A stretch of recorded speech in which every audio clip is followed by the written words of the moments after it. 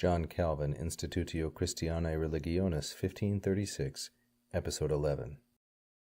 Quae non suo commodo, sed ingratiam ac rem nostram, et sumpsit et posuit, ac diligenter quidem observandum est, totam sacramenti energiam in his verbis citam esse. Calvin says quae here, which is neuter, plural, and accusative, with reference to the previous things discussed, namely his body and his blood, corpus and sanguis. These things, non suo commodo, he took up, et sumpsit et posuit. He both took up and laid down. He took up the body and the blood, and he laid them down, non suo commodo, not for his own advantage. Non suo commodo is neuter, singular, and dative. The noun is commodum, not for his own advantage, but in gratiam ac rem nostram, but for our grace and for our interest. This is an interesting use of rem here. This is the fifth declension res, rei. It's feminine, and you can see here it's being used as the object of the preposition in.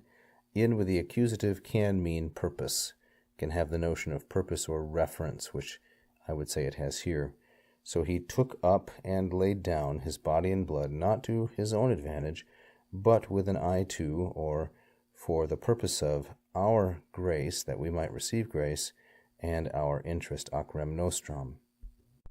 Both sumpsit and posuit are third singular, perfect indicative active verbs. Sumpsit is from sumo, sumere, third conjugation, and posuit is from pono, ponere, also third conjugation.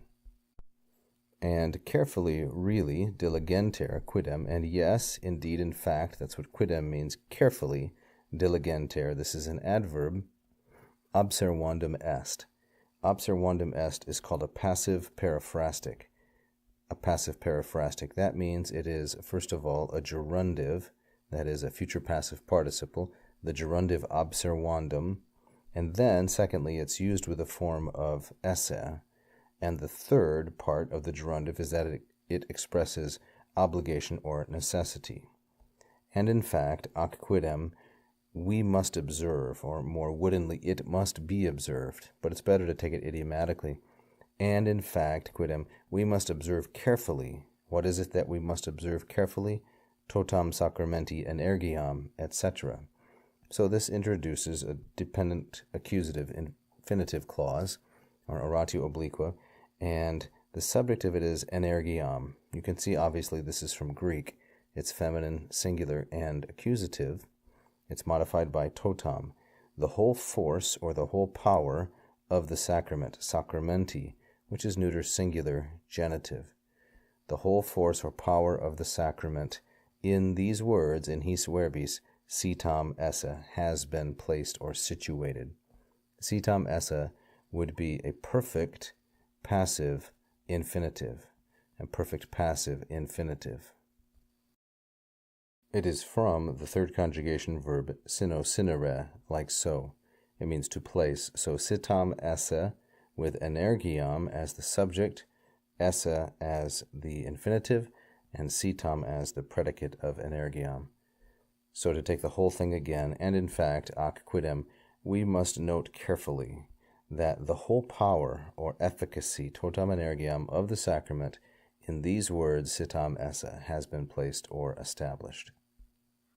Calvin will go on to describe a portion we'll look at in the next episode, namely that it is handed over for our sakes, for your sakes, pro vobis, etc. Thank you for watching. If you enjoyed the lesson, please press the like button. Don't forget to subscribe and leave a comment.